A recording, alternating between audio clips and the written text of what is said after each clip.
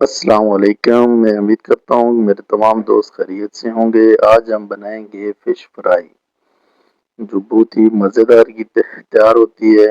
اور یہ دیکھ لیں آپ کے اندر سے ہماری کتنی پکی ہوئی فش تیار ہوئی ہے، تو آپ بھی اس کو بنائیں اور انجوائے کریں۔ چلیے یہ ریسیپی کی طرف۔ بسم اللہ الرحمن الرحیم۔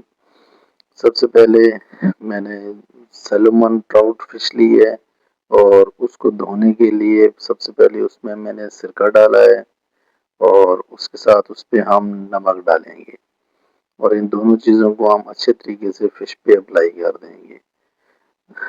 اور یہ جو سرکہ اور نمک ہم نے لگایا ہے، اس کے اندر جو مچھلی کی ایک تو بو ختم ہو جانی ہے، اور دوسرا اس کے اندر جو خون وغیرہ ہوتا ہے تھوڑا بہت، وہ بھی سب نکل جائے گا اور بہت بہترین صاف ہوگی۔ اس کے بعد تھوڑی دیر پانی میں رکھیں، اس میں ڈال کے 5 منٹ کے لیے۔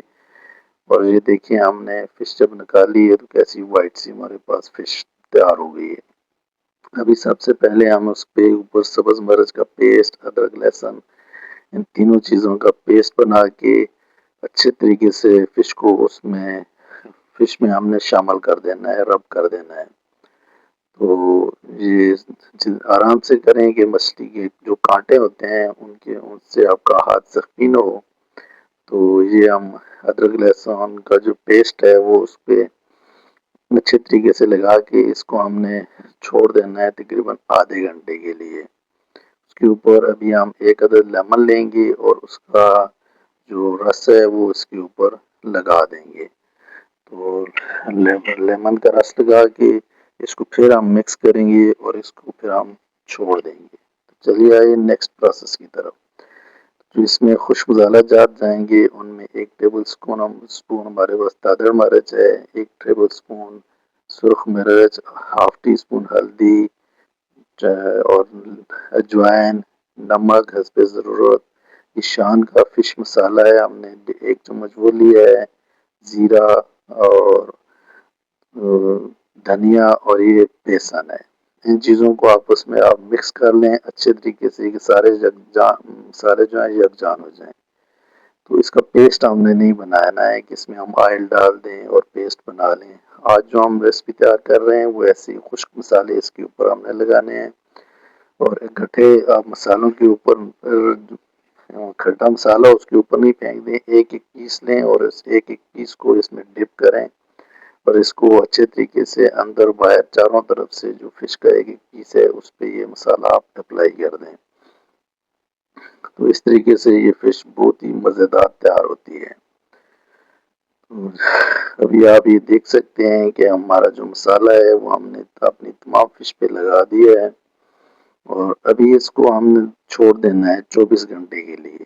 یہ ابھی میرینیٹ کر کے ہم نے اس میں فریج میں رکھ دینا ہے۔ تو جب ہم اس کو نکالیں گے تو آپ دیکھیں گے کتنا مزے کا یہ تیار ہوا ہے فرائی کرنے کے لیے۔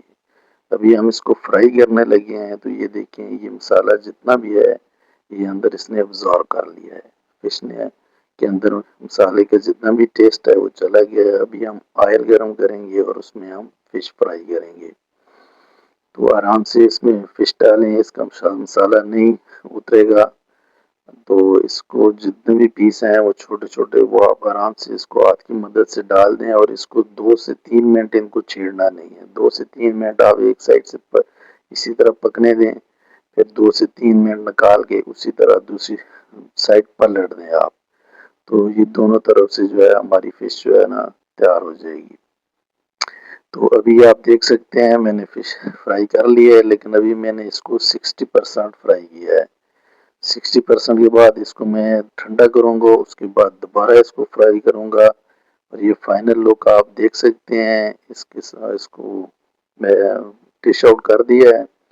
تو آپ لیمن، ہری مرچ، سرکہ، اور سرکے میں جو میں دادر مرچ اور نمک ڈالا ہوا ہے تھوڑا سا، اور اس کے ساتھ اس کا ایک نیکسٹ لیول بن جاتا ہے فش کا۔ اس کے ساتھ چٹنی ہے۔ Thank you for